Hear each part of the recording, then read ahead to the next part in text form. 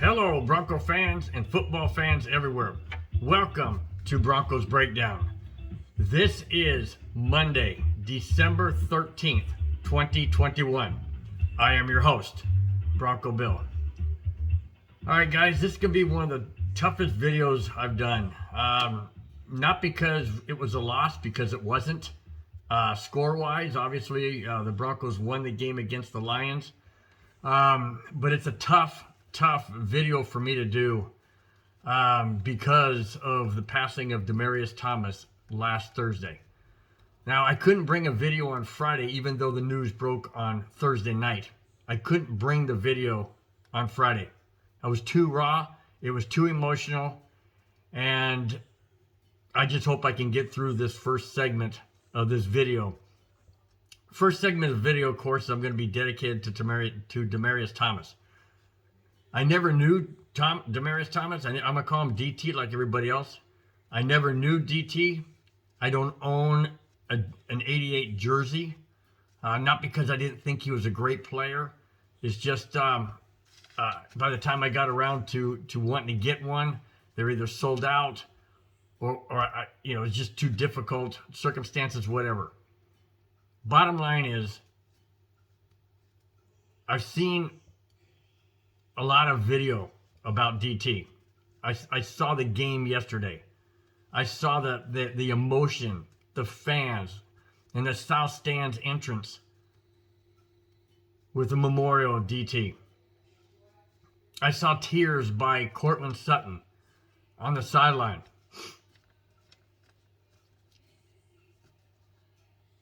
As he was standing there representing DT when only 10 players went out on the field. I saw the emotions of players who played for him. Peyton Manning and his family going out to the memorial. Peyton Manning showing his kids what DT meant to him and what he meant to DT.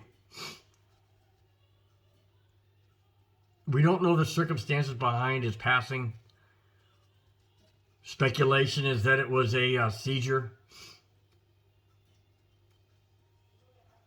But at age 33, gone. He retired as a Bronco in June. Look forward to his retirement, saying it's difficult to walk away from football. But he did so much for the community. He touched lives with his smiles, with his kindness, with his humility. Never being frustrated because he didn't get a pass in the game. Like in Super Bowl 50, he only caught one pass in that win. But it was a team effort, and he knew that. And at the end, he was a Super Bowl world champion. And in the hearts of many, whether it's players or fans, children he met, community of Colorado and Denver that he loved and he helped. Like I said, I never knew him as a person. But what an amazing player. Like Peyton Manning said, he was an amazing athlete. And even a greater person.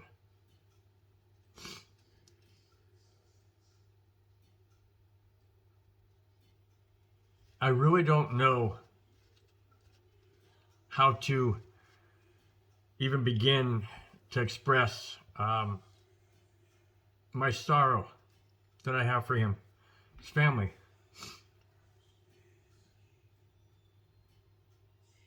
Like I mentioned in past videos, guys, if you're a true dedicated fan, football and your favorite team is family to you. And on Thursday, we lost one of our greatest.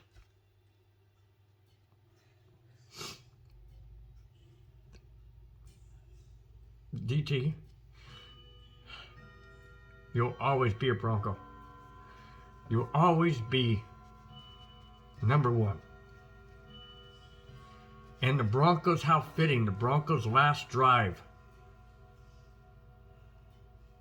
when Justin Simmons intercepted the pass from Jared Goff and landed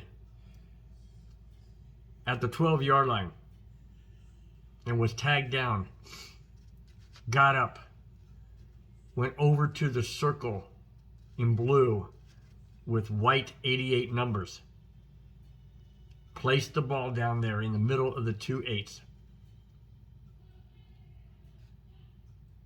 and said, "This one's for you." With the Broncos ball on the 12-yard line, that's 88 yards from the end zone. And how fitting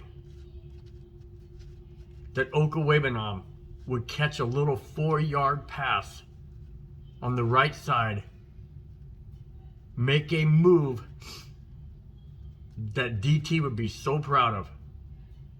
He eluded the defender. He lunged for the end zone, kept both feet in downs, perpendicular to the ground, touched the football on the pylon, and sealed not only the Bronco victory, but the 88-yard touchdown drive. The last one of the game. DT, I know you were there yesterday. I know you were there. The players felt it. The coaches felt it. The fans felt it. I felt it watching the game. I love you, man.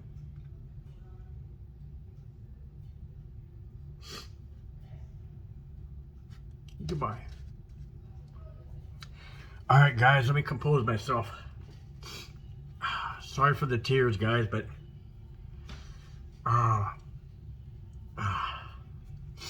sorry, but it's emotions. And I'm not going to hide from the emotion. I'm not going to hide from the feelings. You see me when I'm frustrated in games. Now you see me when I'm hurt. And when it's sad. All right, let's move forward. All right, yesterday's recap of the AFC West. As I noted, Denver won the game 38-10 against the 1-11-1 Detroit Lions. And it was not only, like I said, not only was an emotional game because of all the memories and tributes to Demaryius Thomas, but it was a statement game. It's a game the Broncos had to have. They're on a playoff push. They're trying to make the playoffs. And this game was a game that they had to have. And they did get that win. Like I said, final score, Denver 38, Detroit 10.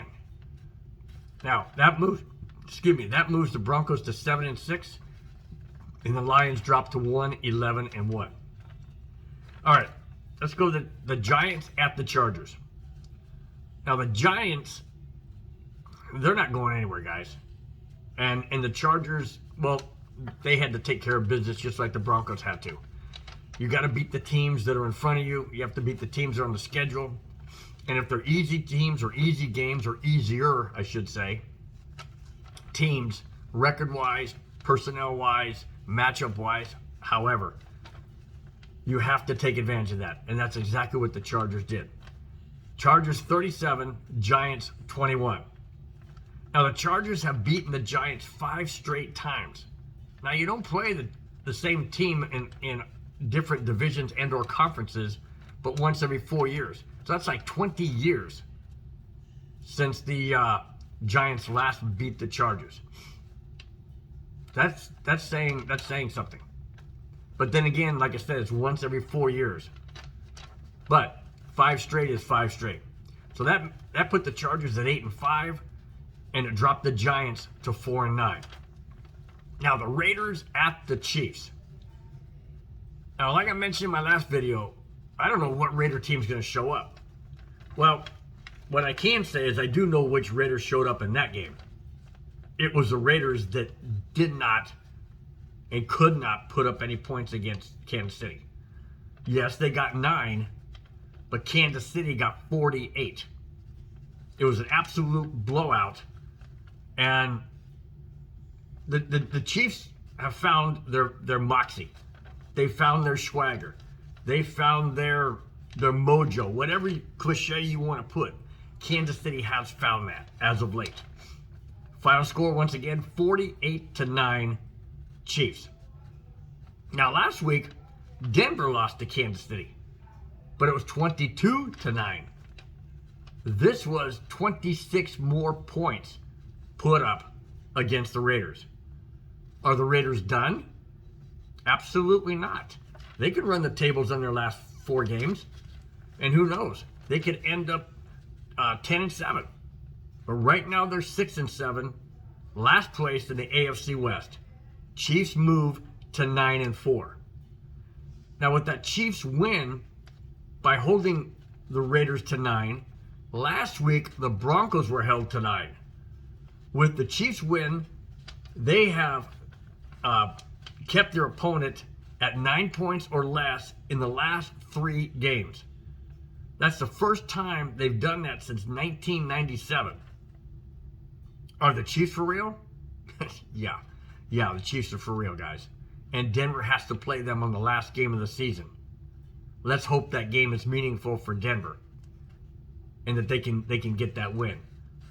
But we still got 4 games to go, guys. And as the standings are as of now, the Chiefs first place 9-4, Chargers second 8-5, Denver third 7-6, the Raiders last at 6-7. Okay, that brings me to the predictions of Week 15. Here they are. Thursday night, Chiefs at Chargers. Now the Chiefs, like I said, are 9-4. Chargers are 8-5. This is for first place. Either the Chiefs put a very, very strong emphasis on being in first and having a 2-game lead over the Chargers, or the Chargers win and there's a first place tie. Which way is it going to go? Well, the game is at LA. The Chargers put up 37 against the Giants, but that's the Giants. And the Giants scored 21. And the Giants are not that good.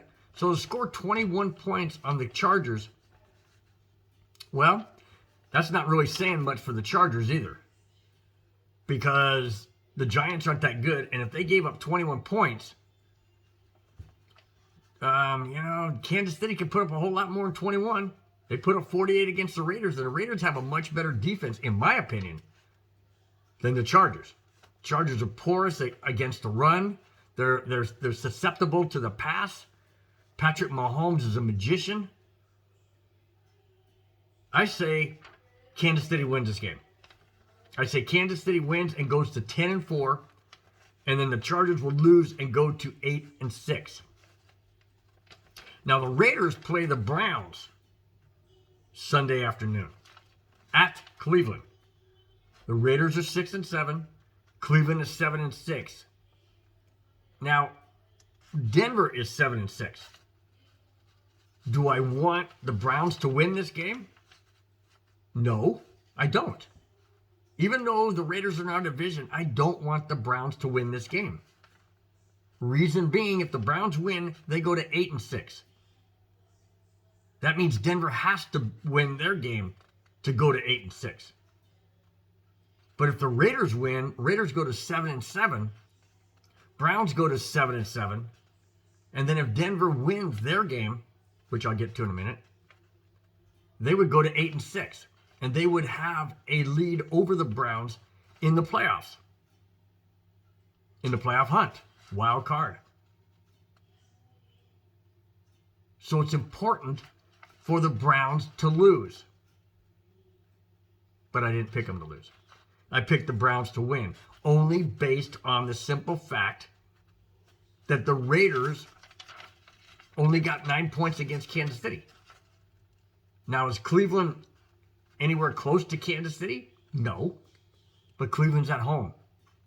Cleveland plays tough. Raiders could win this game. Sure they could. But they need to score more than 9 points, that's for sure. And they need to have a total balanced team. Cleveland fans are raucous. They're energetic. They're passionate. It's going to be tough to win in Cleveland for the Raiders. And that's why I say Cleveland wins this game. Not that I want them to. Absolutely I don't want them to. Because that ends up hurting Denver in the playoff run. Sorry guys. I gotta pick the Browns. I hope the Raiders win, but I have to pick the Browns. Now that leads me to the last game of the division. Bengals at Broncos. Bengals are 7-6. Broncos are 7-6. Every game from here on out for Denver is a playoff atmospheric mentality. It has to be. Because another loss by Denver and the playoffs are pretty much out the window. Is it a foregone conclusion that they would be eliminated? No. Mathematically, no. Realistically, yes. And here's why. This is the last game the Broncos play outside of their division. The Broncos are at home. They're coming off an emotional tribute game, if you please, against the Lions yesterday, Sunday. Not because they played the Lions, but because of the tribute to Demaryius Thomas. I feel they're going to use this emotion. They're going to continue to use this emotion and this energy and this passion and this tribute and this honor towards DT. And therefore, I feel Denver wins this game against the Bengals. At home, at Denver. And that takes their record to 8-6. And it would drop the Bengals to 7-7. So if that comes to fruition, it would be the Chiefs at 10-4 in first, Chargers 8-6 in second, Broncos 8-6 at second, tied, and the Raiders at 6-8 in last place. I hope that happens, guys. I really, really hope that happens. Best case scenario would be the Broncos win, the Chiefs win, and the Raiders win. That's the best case scenario. I know I picked the Browns, but I want the Raiders to win. That's it, guys. That's all I have. Thanks for watching. Thanks for subscribing. One last tribute to DT.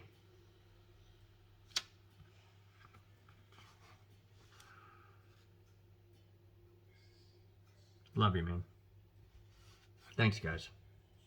Bye-bye.